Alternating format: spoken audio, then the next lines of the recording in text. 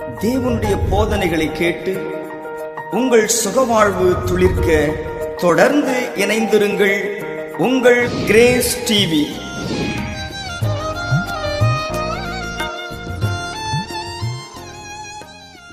உலகத்திற்கு இரட்சகரும் நமக்கு ஆண்டவருமாய் இருக்கிற இயேசு கிறிஸ்துவின் நாமத்தினாலே உங்கள் யாவரையும் வாழ்த்தி ஆசீர்வதிக்கிறேன். தொடர்ந்து நாம் ஆண்டவருடைய வார்த்தையை தொடர்ச்சியாக தியானித்து வருகிறோம். இந்த வாரத்திலும் கிரேஸ் டிவி மூலமாக தேவனுடைய வார்த்தையை உங்களோடு கூட பகிர்ந்து கொள்வதில் மிக்க மகிழ்ச்சி. நிச்சயமாக தேவனுடைய வார்த்தையை கொண்டு நீங்கள் ஆசீர்வதிக்கப்படுகிறீர்கள் என்று சொல்லி நான் ஆண்டவருக்குள் நம்புகிறேன். தொடர்ந்து நாம் தியானித்து கொள்ளலாம். நாம் ஒவ்வொரு நேரமும் தேவனுடைய சமூகத்தில் வரும்போது அந்த வார்த்தை நம்மை பலப்படுத்துகிறது, நம்மை தெளிவுபடுத்துகிறது. நம்ம இன்னும் நம்ம கிறிஸ்துவுக்குள்ளே இருக்கிறதுனால நம்ம யாராக இருக்கிறோம் அப்படிங்கிற அந்த தெளிவுகளை நாம் பெற்றுக்கொள்ளுகிறோம். ஸோ நம்மை குறித்த ஒரு அடையாளம் நமக்கு தேவைப்படுகிறது. நாம் யார் அப்படிங்கிற ஒரு அடையாளம் தேவைப்படுகிறது. ஹல்லேலூயா, தேங்க்யூ லார்ட். ஸோ நம்ம தொடர்ச்சியாக கிறிஸ்துவுக்குள்ள நாம் யாராக இருக்கிறோம் அப்படின்னு சொல்லி அநேக காரியங்களை நாம் பேசி வருகிறோம். முதலாவது நாம் பேசணும், கிறிஸ்துவுக்குள்ள இருக்கிற நாம அவரை போல சிந்திக்கணும், அவரை போல பார்க்கணும், அவரை போல பேசணும் அப்படின்னு சொல்லி தியானித்திருந்தோம். அதுக்கப்புறமாக கிறிஸ்துவுக்குள்ள இருக்கிற நாம அந்த டிவைன் கனெக்ஷனை கரெக்டாக யூஸ் பண்ணிக்கிடணும். இந்த டிவைன் கனெக்ஷனை கரெக்டாக யூஸ் பண்ணும்போது கல்லறை தோட்டமாய் மாற வேண்டிய அந்த சாரிபாத் விதவையினுடைய வீடு விருந்து சாலையாய் மாறினது அப்படின்னு சொல்லி பார்க்கிறோம். ஸோ கிறிஸ்துவுக்குள்ள இருக்கும்போது இந்த மாதிரியான ஒரு பார்வை கிடைக்கிறது. நம்ம கிறிஸ்துவுக்குள்ள இருக்கும்போது நமக்கு நல்ல டிவைன் கனெக்ஷன்ஸ், நல்ல தெய்வீக தொடர்புகள், உறவுகள் கிடைக்கிறது. அது அப்படியே நம்முடைய லைஃபே என்ன பண்ணுது, மாற்றி போடுகிறது அப்படின்னு சொல்லி பார்க்கிறோம். ஓகே, ஸோ இன்றைக்கும் நாம் தொடர்ந்து கிறிஸ்துவுக்குள்ள இருக்கும்போது நம்ம யாராக இருக்கிறோம் அப்படின்னு சொல்லி இந்த நாட்களுக்கு தேவையான விதத்தில் நாம் கற்றுக்கொள்ளும்படி ஆவியானவர் நம்ம ஏவி நடத்துவாராக. செபிக்கலாம். Thank you Lord. நல்லவரும் நன்மை செய்கிறவருமாய் இருக்கிறவரே, உம்மை நாங்கள் நன்றியோடு உம்மை துதிக்கிறோம், ஸ்தோத்தரிக்கிறோம் அப்பா. Thank you Lord. இப்பொழுதும் உம்முடைய வார்த்தையின் மூலமாக ஆண்டவரே நாங்கள் ஒரு மாற்றத்தையும் மறுரூபத்தையும் அனுபவிக்கும்படி நாங்கள் வந்திருக்கிறோம். இதையும் கூட ஆண்டவரே அப்பா கேட்கிற ஒவ்வொருவருக்கும் பிரயோஜனம் உண்டாகும்படி தேவ ஆவியானவர் நீர் இடைபடும்படியாக ஜெபிக்கிறேன் அப்பா.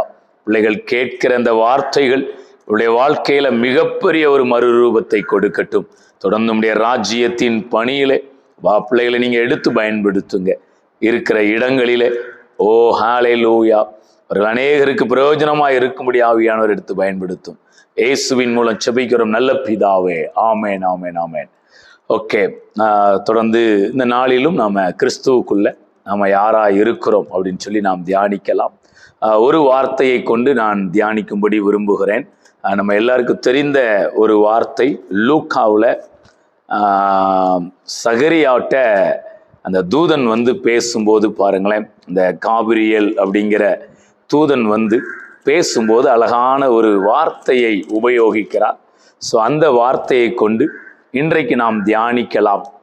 என்ன நடக்குது அப்படின்னா, அங்கே சகரியா வயது சென்றவராக இருக்கிறாரு, எலிசபெத் வயது சென்றவங்களா இருக்கிற மலடியாக இருக்கிறாங்க. அப்போ ஒரு நற்செய்தியை சொல்கிறார். அந்த நற்செய்தியை சொல்லும்போது அவருக்கு அதில் நம்பிக்கை வரல. சூழ்நிலையை பார்த்து சில காரியங்களை சொல்கிறார், இது எப்படி ஆகும் அப்படின்னு சொல்லி. அப்போது ஒரு வார்த்தையை சொல்கிறாரு. அதை நான் வாசிக்கிறேன். லூக்கா 1ஆம் அதிகாரத்தில் 19ஆம் வசனம். தேவதூதன் அவனுக்கு பிரதியுத்தரமாக, நான் தேவ சன்னிதானத்தில் நிற்கிற காபிரியல் என்பவன். நல்ல கோணிய, தேவ சன்னிதானத்தில் நிற்கிற காபிரியல் என்பவன் உன்னுடனே பேசவும் உனக்கு இந்த நற்செய்தியை அறிவிக்கவும் அனுப்பப்பட்டு வந்தேன். Praise God. அதுல ஒரு வார்த்தை, அனுப்பப்பட்டு வந்தேன். ஸோ இன்றைக்கு அந்த வார்த்தையை நான் மையமாய் வைத்து உங்களோடு கூட பேசுகிறேன். அனுப்பப்பட்டு வந்தேன். ஸோ நீங்களும் நானும் கிறிஸ்துவுக்குள் இருக்கும்போது நீங்கள் நானும் அனுப்பப்பட்டவர்களாய் இருக்கிறோம். Praise God. ஏதோ நம்முடைய பிறப்பு ஒரு ஆக்சிடென்டெல்லாம் நடக்கலை, அது பிளான் பண்ணி நடந்த பிறப்பு. ஹல்லேலூயா. ஸோ நீங்களும் நானும் அனுப்பப்பட்டு வந்தோம். ஸோ இந்த அனுப்பப்படுறது அப்படிங்கிற வார்த்தை என்னன்னா, ஒன்று நம்ம அனுப்புகிறோம் அப்படின்னா அதில் ஒரு பர்பஸ் இருக்கிறது. இப்போ பாருங்களேன், ஒரு செய்தியை சொல்லி இதை போய் நம்ம அனுப்புவோம்.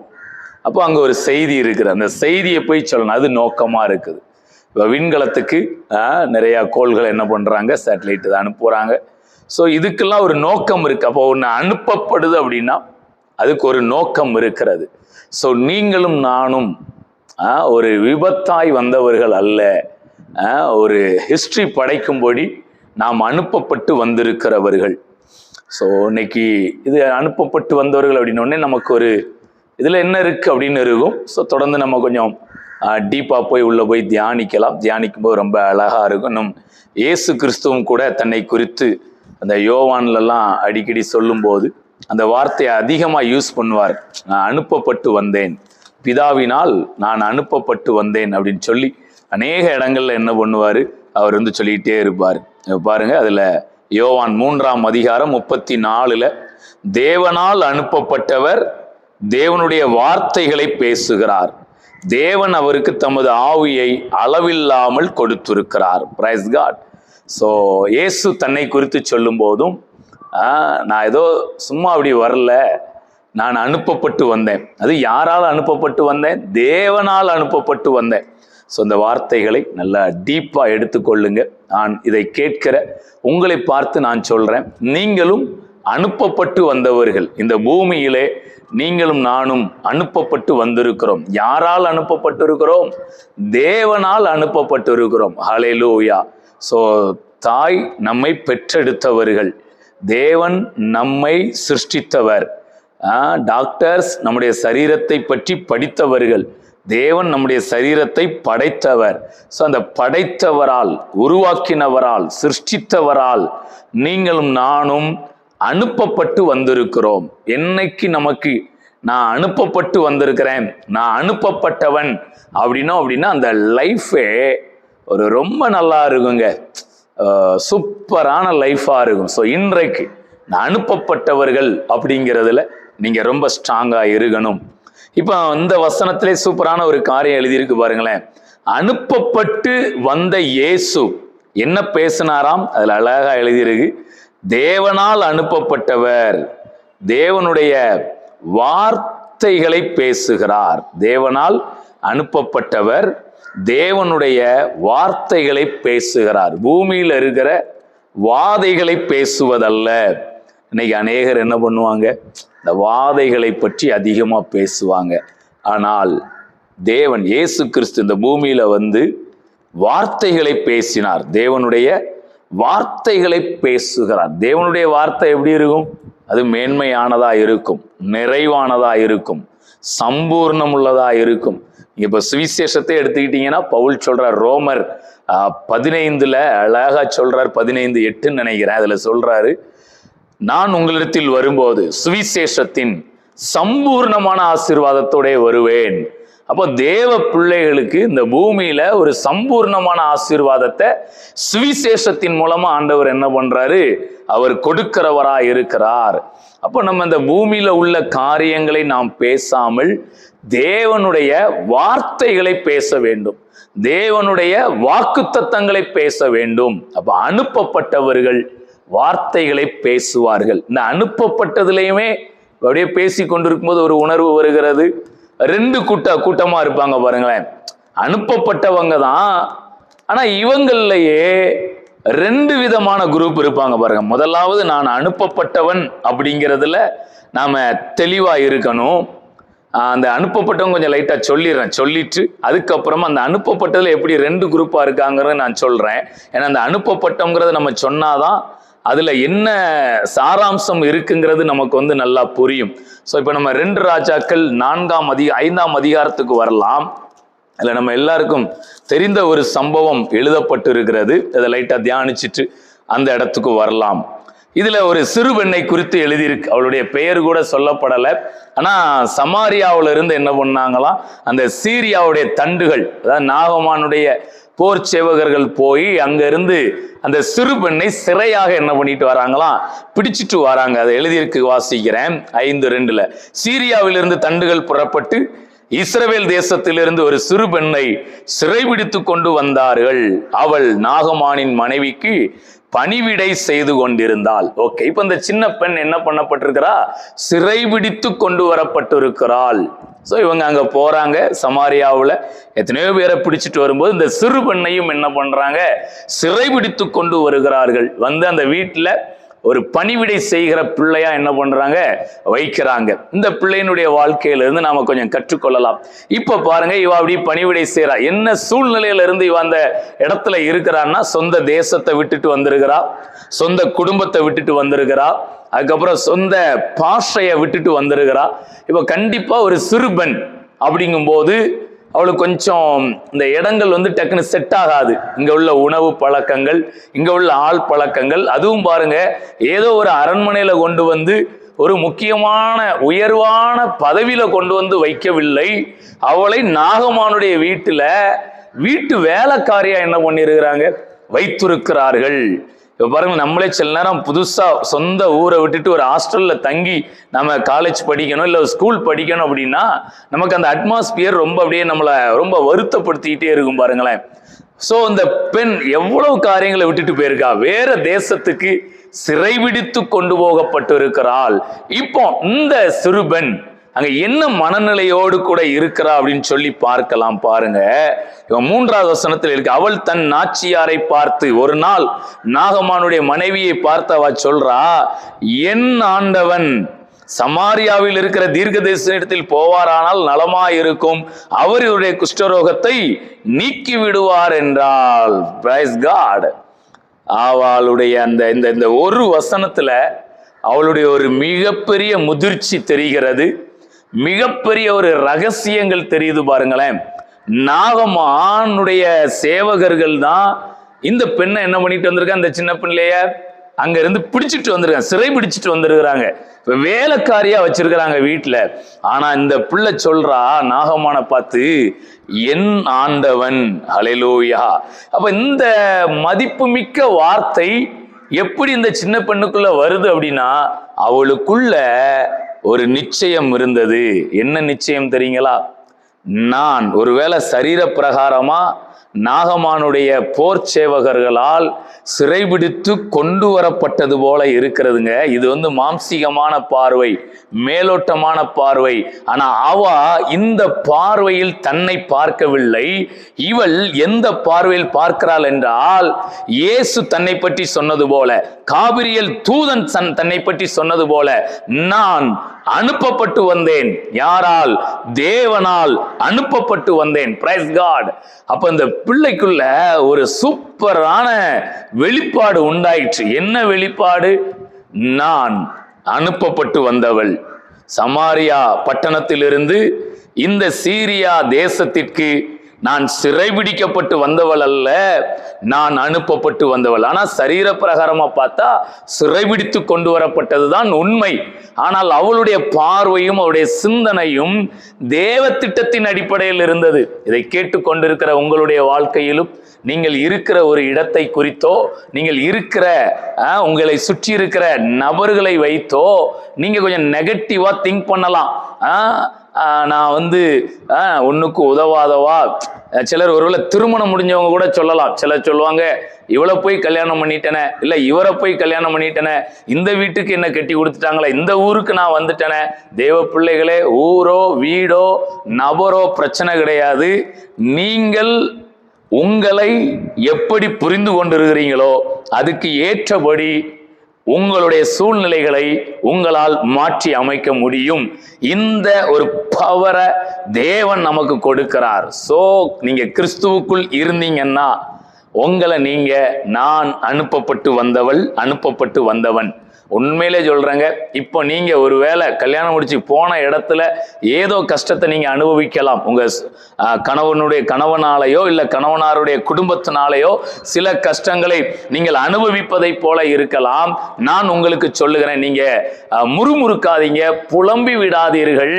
நீங்க ஒன்னை யோசிங்க, என்னை இவர்கள் திருமணம் முடித்து கொண்டு வரவில்லை, நான் அனுப்பப்பட்டு வந்தவள். Praise God. இந்த இடத்துக்கு நீங்க வந்துட்டீங்கன்னா எவ்வளவு எவ்வளவு பெரிய சூழ்நிலையையும் உங்களால் ஆளுகை செய்ய முடியும், உங்களால டாமினேட் பண்ண முடியும். பாருங்களேன், ஒரு சிறு பெண் அங்க உள்ள பாஷை தெரியாது, அங்க உள்ள எதுவுமே அவளுக்கு தெரியாது.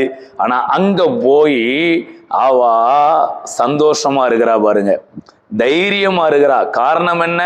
இவ உண்மையிலே இவளுக்குள்ள இந்த புரிந்து கொள்ளுதல் இல்லை அப்படின்னா, நாகமான் என்னை சிறைபிடித்து கொண்டு வந்தார், என்னை வேலைக்காரியா வைத்திருக்கிறார்னு இந்த சரீர பிரகாரம் மாம்சீக பார்வையில இவ இருந்திருந்தான்னா இவளுக்குள்ள சந்தோஷமே என்ன செய்யாது, இருக்காது. நாகமானை பார்த்தாலே கோபமா இருக்கும், நாகமான் மனைவியை பார்த்தா கோபமா இருக்கும், அங்க செய்யற வேலையெல்லாம் எரிச்சலோட தான் என்ன பண்ணுவா. இதுல ஒரு பெரிய வித்தியாசத்தை பாருங்க. மார்த்தாள் தன்னுடைய சொந்த தேசத்துல சொந்த குடும்பத்துல இருந்துட்டு தான் வேலைகளை என்ன செய்யறா, பாக்குறா. ஆனா அவளால ஃப்ரீ மைண்டா என்ன பண்ண முடியல. இதுல ஒரு பெரிய அதிசயம் என்னன்னா, இயேசு அங்க இருக்கிறார். ஐயோ, இயேசு வீட்டுக்குள்ள இருக்கிறாரு. ஆனா மார்த்தாளால என்ன பண்ண முடியல. ஆண்டு சொல்றா, என்னை தனியா என்ன பண்ணிட்டா, வேலை பார்க்க விட்டுட்டு வந்துட்டா. ஆக்சுவலா அவ வீட்டு வேலைக்காரி கிடையாது, வீட்டு எஜமாட்டி. ஆனா வீட்டுக்கு எஜமாட்டியா இருந்துகிட்டு அவ மனசு என்ன செய்யல, சந்தோஷமா இல்லை. அடுத்து இயேசு கூட இருக்கிறாருங்க, அவளால திருப்தியா அந்த வேலையை என்ன பண்ண முடியல, செய்ய முடியல. காரணம் என்ன தெரியுமா? மார்த்தாளுக்குள்ள அந்த தெளிவு இல்லை, நான் அனுப்பப்பட்டு வந்தவள். ஸோ அப்போ யார் கிறிஸ்துவுக்குள்ள இருக்கிறீங்களோ உங்களுக்கு நல்ல நிச்சயம் வேணும். நான் அனுப்பப்பட்டு வந்திருக்கிறேன், தேவனால் அனுப்பப்பட்டு வந்திருக்கிறேன், ஒரு நோக்கத்தோடு கூட நான் அனுப்பப்பட்டு வந்திருக்கிறேன். என்னை யாரும் சிறைபிடித்து கொண்டு வரவில்லை, என்னை யாரும் கட்டாயப்படுத்தி இந்த இடத்துல கொண்டு வந்து வைக்கவில்லை. தேவன் என்னை அனுப்பி இருக்கிறார். Praise God. இந்த அனுப்பப்பட்டவன்கிறதுக்கு ஏகப்பட்ட உதாரணம் சொல்லலாங்க. யோசேப்பை எடுத்துக்கிடுங்க, அனுப்பப்பட்டு வந்தாரா என்ன அப்படின்னு சொல்லி பார்க்கும்போது நிச்சயமாய் அனுப்பப்பட்டு வந்தார். ஆனா சரீர பிரகாரமா பார்த்தா அவர் சிறையாக விற்கப்பட்டார், ஆனால் அவர் தேவனால் அனுப்பப்பட்டிருந்தார். அது மாதிரி தானியேல், சாத்ராக், மேஷாக், ஆபேத்நேகோ இவங்களை பாருங்க, ஒரு பக்கம் பார்த்தா சிறைபிடிக்கப்பட்டு வந்தவர்கள். ஆனா அவங்க ஸ்பிரிட்ல எப்படி எடுக்கிறாங்கன்னா, நாங்கள் பாபிலோன் தேசத்திற்கு அனுப்பப்பட்டு வந்திருக்கிறோம், தேவன் எங்களை அனுப்புகிறார். Praise God. அப்ப மார்த்தாள் சொந்த தேசத்துல சொந்த வீட்டுக்குள்ள அவளால் அந்த நிச்சயத்தை பெற்றுக்கொள்ள முடியாததுனால பாத்திரம் கழுவுறதையும் சமைக்கிறதையும் ஒரு மிகப்பெரிய வேலையா என்ன பண்ணிட்டா. அது இந்த பாத்திரம் கழுவி சமைக்கிறது யாருக்கு? ஒண்ணு அவங்களுக்கும், இன்னும் கொஞ்சம் போனோம்னா இயேசு கிறிஸ்துவுக்கும் தான். இதை செய்யறதுல என்ன கஷ்டம்? அப்ப அவளுக்கு தன்னை குறித்த அந்த தெளிவு இல்லை, தன்னை கிறிஸ்துவுக்குள் அவள் வைத்துக் கொண்டிருக்கவில்லை. ஆனா அந்த சிறுவனை பாருங்களேன், வேற தேசத்துல வேற ஒருத்தங்களுடைய வீட்டுல வேற ஒருத்தங்களுக்கு என்ன பண்றா, சமைச்சுக்கிட்டு பாத்திரத்தை விளக்கிட்டும் ட்ரெஸ்ஸை வாஷ் பண்ணிக்கிட்டு இருக்கிறா. ஆனா எந்த கவலையும் இல்லாம, எந்த எரிச்சலும் இல்லாம ரொம்ப தைரியமா சந்தோஷமா சமாதானமா வேலைகளை செய்யறா. அப்படி செஞ்சதுனாலதான் நாகமான் மேல அவளுக்கு என்ன வரல, கோபம். அப்படி இல்லைன்னா இப்போ நாகமானெல்லாம் அவ என்ன சொல்லணும், அந்த நாதாரினோ இல்லை ஏதோ ஒரு கோபமா பேசுறானா, அப்படிலாம் அவ பேசல. நாகமான மரியாதையோட சொல்றா, என் ஆண்டவன். Praise God. இது எங்க இருந்துங்க வருது? நான் அனுப்பப்பட்டு வந்தவள், தேவனால் அனுப்பப்பட்டு வந்தவள். என்ன சொல்றா?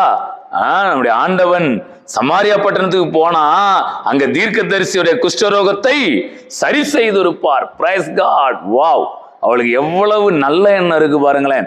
தன்னை சிறைபிடிச்சிட்டு வந்திருக்கிறாங்க, அவரை மரியாதையும் பேசுறா.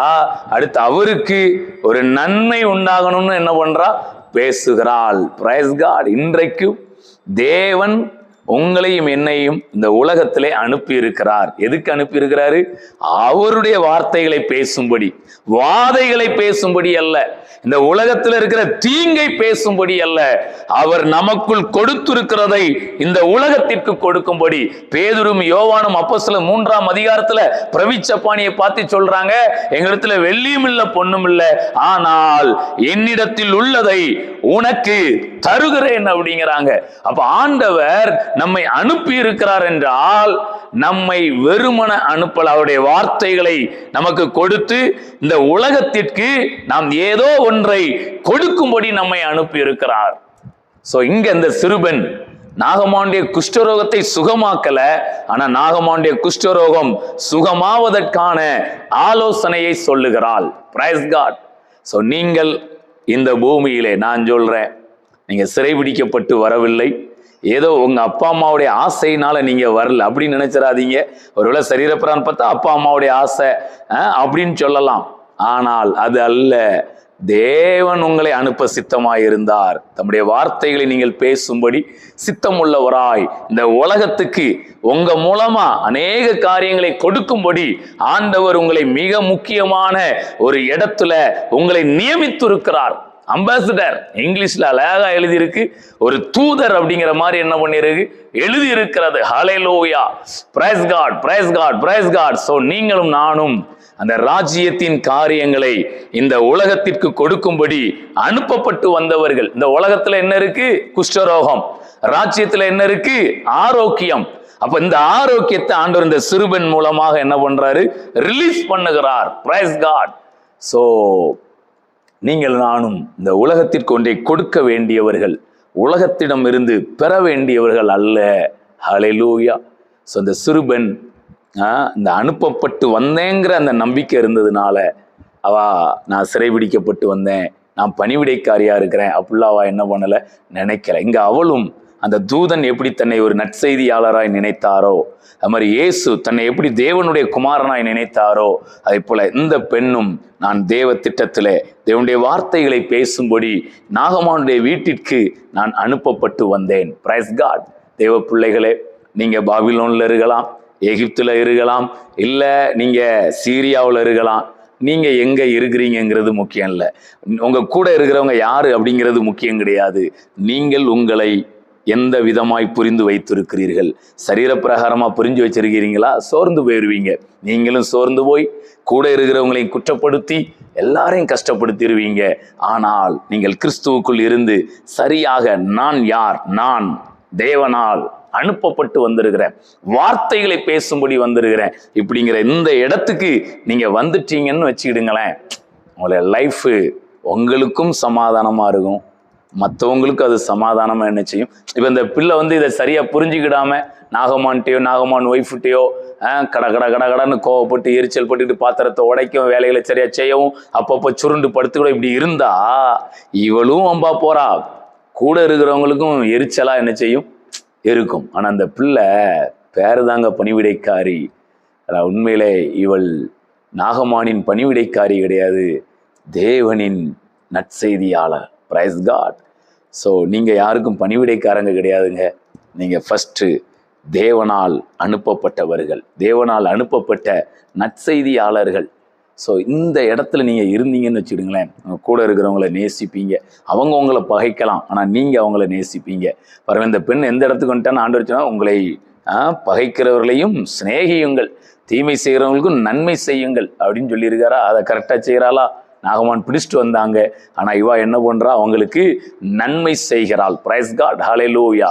சோ இந்த பெண் அவ்வளோ அழகா எந்த கோபமும் இல்லாம அன்பா நடந்து கொண்டு மிகப்பெரிய காரியத்தை செய்யறா. பாருங்களேன், அவ இந்த அளவுக்கு சந்தோஷமா அப்படி நல்லா இருந்ததுனாலதான், அந்த தெளிவு இருந்ததுனால, எரிச்சல் இல்லாம கோபம் இல்லாம துக்கம் இல்லாம நல்லா இருந்ததுனால, ஒரு சிறு பெண் அப்படின்னாலும் கூட சொன்ன உடனே நாகமான் என்ன பண்றார்? கீழ்ப்படிந்து உடனே ராஜாட்ட போய் பெர்மிஷன் வாங்கி அங்க சமாரியா பட்டணத்துக்கு என்ன பண்றாரு? போறார். இதுல மிகப்பெரிய ஆச்சரியம் என்னன்னா, நாகமானுக்கு ஒரு டவுட் வந்திருக்கலாம்ல. ஏன்னா சமாரியாவில இருந்து இவளை பிடிச்சிட்டு வந்திருக்கிறோம். அப்போ இவா மறுபடியும் அந்த பட்டணத்துக்கு போக சொல்றா. அப்ப ஏதோ ஆள் எதுவும் செட் பண்ணி வச்சிருப்பாளோ, நம்ம அங்க போனா நம்மளை வளைஞ்சு பிடிச்சிருவாங்களோ அப்படிலாம் பயம் வரணும்ல. ஆனா நாகமானுக்கு அந்த பயம் வரல. ஏன் தெரியுங்களா? இந்த சிறுபெண் மேல அவ்வளவு நம்பிக்கை வரத்தக்க விதத்துல இவளுடைய நடவடிக்கைகள், இவளுடைய வார்த்தைகள் அங்க இருந்திருக்குது. Praise God. இன்றைக்கும் நீங்களும் நானும் சொல்லுகிற ஆலோசனைகளை ஜனங்கள் கேட்கணும்னா நமக்குள்ள ஒரு நல்ல தெளிவு என்ன பண்ணணும்? இருக்கணும். நமக்குள்ள எந்த கோபம் எரிச்சல் எதுவுமே இருக்கக்கூடாது. அப்படி இருந்தோம்னா நம்ம கூட இருக்கிற நம்ம என்ன சொன்னாலும் அவர்கள் கீழ்ப்படிவார்கள். பாருங்களேன், அவரு போறாரு, எந்த சந்தேகம் இல்லாம அது மாதிரி சுகமாகி வருகிறார். Praise God. ஸோ இப்ப இதுல இந்த பிள்ளைக்கு என்ன லாபம் இருக்கும்? ஏதாவது இருக்குமா? இப்ப இவ அனுப்பப்பட்டு வந்தவள் அதுக்கப்புறம் நாகமானுக்கு நல்ல ஒரு ஆலோசனை சொன்னா நல்லா இருக்கிறா. இப்ப இவளுக்கு இதுல ஏதாவது நன்மை இருக்குமானா கண்டிப்பா இருக்குங்க. நீங்க அனுப்பப்பட்டு வந்தவங்களா நினைத்து உங்களை நீங்கள் தைரியமாகவும் சமாதானமாகவும் அன்பாகவும் வைத்துக்கொண்டு உங்களையும் நல்ல முறையில் பார்த்து கொண்டு உங்களோடு கூட இருக்கிறவருடைய நலனுக்காகவும் நீங்கள் பேசி செயல்படும் போது உங்களை அந்த காரியங்கள் விருதாவாய் இருக்க விடாது. நிச்சயமாய் தேவனை அறிகிற அறிவிலே நாம் வீணரும் கனியற்றவர்களுமாய் இருக்க விடாது. கண்டிப்பாக இந்த பிள்ளைக்கும் ஒரு நன்மை நடந்திருக்கும். என்ன அப்படின்னா, ஒரு முக்கியமான காரியத்தை சொல்லி நான் ஜெபித்து முடிகிறேன். இப்ப ஒரு நாகமான் குஷ்டரோகத்தோட போறாரு, எலிசாவை பார்க்கிறாரு, 7 நேரம் யோர்தான்ல முங்கி நல்லா சுகமாயிடுறாரு. அடுத்து பாருங்க, இவருக்கு குஷ்டரோகம் மட்டும் சரியாகல, இவ தேவனை பத்தி ஒண்ணுமே சொல்லல, ஆனா சத்திய தெய்வம் யாருங்கிறதையும் நாகமான் தெரிந்து கொண்டு வருகிறார். Praise God. அதுக்கப்புறம் பாருங்க, இப்ப ரிட்டன் வர்றாரு, நல்ல கைகளோட வராரு. இப்ப முதல்ல யாரை போய் பார்ப்பார்? எனக்கு தெரிஞ்சு ராஜாவை போய் பார்த்திருக்க மாட்டாரு, மனைவியை போய் பார்த்திருக்க மாட்டாரு, வேற எந்த போர்ச்சேகனையும் பார்த்திருக்க மாட்டார், எந்த மந்திரியும் பார்த்திருக்க மாட்டார். நேர ஓடி வந்து அந்த சிறுபெண்ணை வந்து அவர் கட்டி பிடித்து முத்தமிட்டு இருப்பார். காரணம் என்ன? எத்தனையோ ஆண்டுகளாக குஷ்டரோகத்துல கஷ்டப்பட்ட மனிதனுக்கு அங்க உள்ள ராஜாவால ஒன்றும் செய்ய முடியல, மருத்துவர்களால ஒன்றும் செய்ய முடியல. ஆனால் இந்த அடிமை பெண்ணாய், பணிவிடை பெண்ணாய் சிறைபிடிக்கப்பட்டு வந்த இந்த சிறுவன் சொன்ன ஒரு ஆலோசனை அவருக்கு 2 ஆசீர்வாதத்தை கொடுத்தது. சரீர பிரகாரமா குஷ்டரோகத்துல இருந்து சுகம், ஆவிக்குரிய பிரகாரமா சத்திய தேவனை அறிந்து கொள்ளுகிற அறிவு, இரட்டிப்பான நன்மையை நாகமான் பெற்றுக்கொண்டார். Price God. அப்ப அவருக்கு சந்தோஷம் எப்படி இருந்திருக்கும் பாருங்களேன். அவர் வந்து பயங்கரமா அந்த பிள்ளையை இது பண்ணியிருப்பாரு. இப்ப அடுத்து இந்த பிள்ளைக்கு என்ன நடக்கும்? அப்படியே மறுபடியும் வேலைக்காரியாவா வச்சிருப்பாங்க, சிறைபிடிக்கப்பட்டு வந்த மகளா வச்சிருப்பாங்க. 2 காரியம் செஞ்சிருக்கணும். 1, இந்த பிள்ளைக்கு நல்ல வெகுமானங்கள் கொடுத்து நல்ல கனப்படுத்தி அவளுக்கு தேவையான வஸ்திரம், நகைகள் எல்லாம் கொடுத்து மேலதாளத்தோட சமாரியாவுக்கு என்ன செஞ்சு கொண்டு வந்து அவளுடைய சொந்த இடத்துல கொண்டு வந்து விட்டுட்டு போயிருந்திருக்கணும். ஆனா எனக்கு தெரிஞ்சு இவ்வளவு ஒரு நல்ல பிள்ளைய யாரும் கொண்டு போய் விட மாட்டாங்க. நான் தியானிச்சதுல கற்றுக்கொண்டது, ஒருவேளை நாகமானுக்கு பிள்ளை இல்லாம இருந்திருக்கலாம். கண்டிப்பா என்ன பண்ணிருப்பாரு, இந்த பிள்ளைய ராஜா மந்திரிமார் எல்லாரையும் கூப்பிட்டு ஒரு விருந்து ஏற்பாடு பண்ணி அடுத்த நாள்லயே ஒரு பெரிய பட்டமளிப்பு விழா மாதிரி வைத்து அவர் சொல்லியிருப்பார், நான் இத்தனை ஆண்டுகள் குஷ்டரோகத்துல கஷ்டப்பட்டேன், இந்த சிறைபிடிக்கப்பட்டு வந்த இந்த மகள் எனக்கு 2 ஆசீர்வாதத்தை பெற்றுக் கொடுத்திருக்கிறா. அதனால இதற்கு மேல இவள் எங்களுடைய வீட்டில பணிவிடை பெண்ணா இருக்க மாட்டாள், இவள் என்னுடைய சொந்த குமாரத்தியா இருப்பாள் என்று சொல்லி எல்லாருக்கும் முன்பாகவும் அவளை சொந்த குமாரத்தி என்ன பண்ணி இருப்பாரு, ஏற்றுக்கொண்டிருப்பார். Price God. சோ பாருங்களேன், நீங்க அனுப்பப்பட்டு வந்தவள் அப்படிங்கிறத நீங்க கரெக்டா தெரிஞ்சுக்கிட்டீங்கன்னா உங்களுக்குள்ள இந்த லைஃபே ஒரு சுவாரஸ்யமா இருக்குங்க, இன்ட்ரெஸ்டிங்கா இருக்குங்க. நீங்களாம் சோர்ந்து போக மாட்டீங்க, யாரையும் பகைக்க மாட்டீங்க. அதாவது யாரை பகைக்க மாட்டீங்க? உங்களுக்கு தீமையே செய்தவர்களையும் நீங்கள் பகைக்க மாட்டீர்கள், சூழ்நிலைகளை அப்படியே மாத்திருவீங்க. நாகமானுக்கெல்லாம் எப்படி இருந்திருக்குன்னா, அந்த சின்ன பிள்ளைய நம்ம வேலை வாக்குன்னு பிடிச்சிட்டு வந்தோம், இவன் நமக்கு இவ்வளவு ஆசீர்வாதமா இருந்திருக்கிறாள அப்படின்னு சொல்லி எவ்வளவு சந்தோஷப்பட்டிருப்பாங்கன்னு. ஹல்லேலூயா. அவரே சொல்லியிருப்பாரு, எம்மா நாங்க சிறைபிடிச்சிட்டு வரலாமா, தேவனே எங்களுக்காக உன்னை என்ன பண்ணியிருக்கிறாரு, அனுப்பி வச்சிருக்கிறாருமான்னு என்ன பண்ணியிருப்பாங்க, சொல்லியிருப்பாங்க. வரக்கூடிய நாட்களிலே உங்களை பார்த்து அநேகர் சொல்லணும், நீங்கள் வந்தது எனக்கு நல்லது, நீங்களா வரல, தேவன் உங்களை எங்கள்கிட்ட அனுப்பி வைத்திருக்கிறார் அப்படின்னு சொல்லக்கூடிய அளவுல உங்களுக்குள்ளே ஆவியானவர் கிரியை செய்வாராக. ஹல்லேலூயா. நாம உலகத்துல இருந்தால், இப்ப இந்த சின்ன பெண் இந்த தேவனை குறித்த அறிவோ தீர்க்கதரிசியை குறித்த இந்த அறிவுகள், அந்த ஆவிக்குரிய தன்மைகள் இல்லாமல் இருந்திருந்தால், ஒரு சாதாரண உலக பிரகாரமான சிறு பெண்ணா இருந்திருந்தா நிச்சயமா இவ லைஃப் எப்படி இருந்திருக்கும் தெரியுங்களா?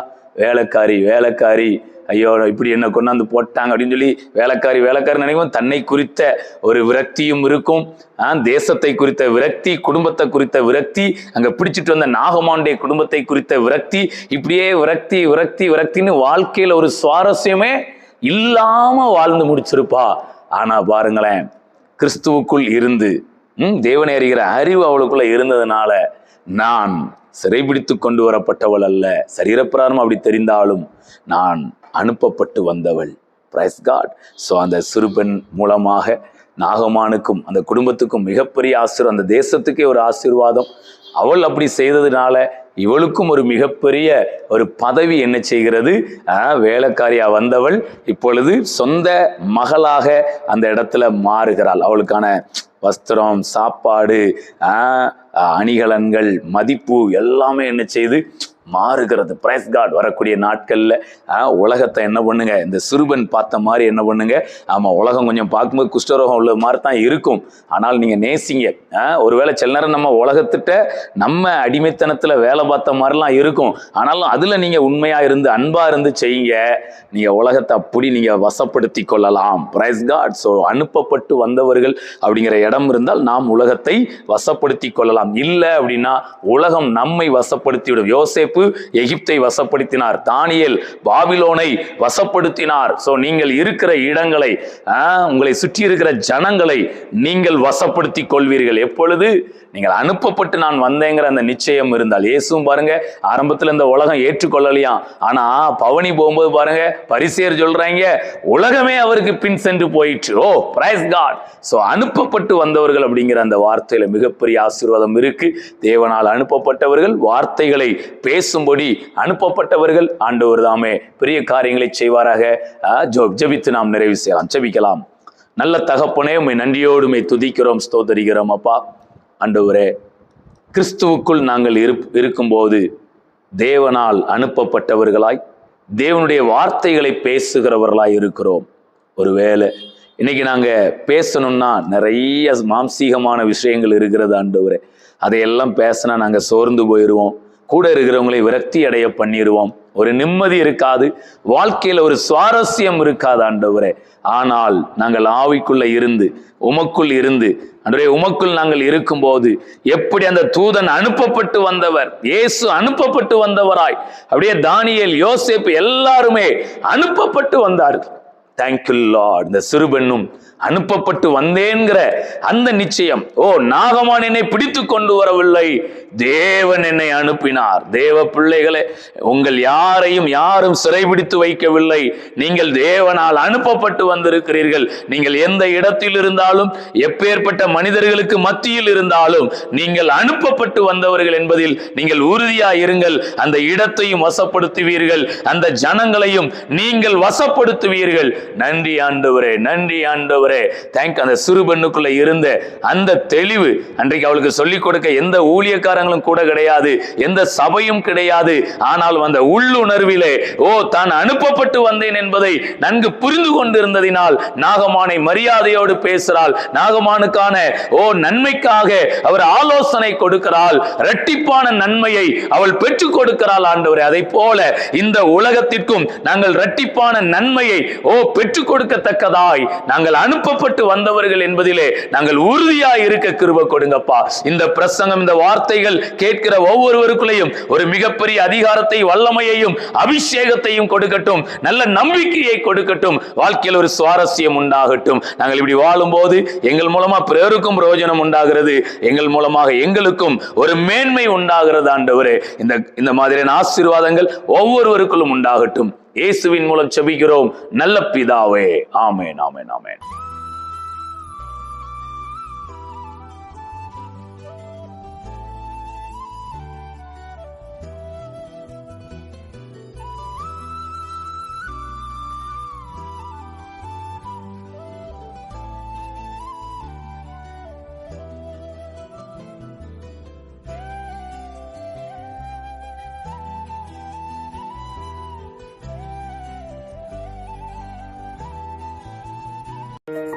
தேவனுடைய போதனைகளை கேட்டு உங்கள் சுகவாழ்வு துளிர்க்க தொடர்ந்து இணைந்திருங்கள். உங்கள் கிரேஸ் டிவி.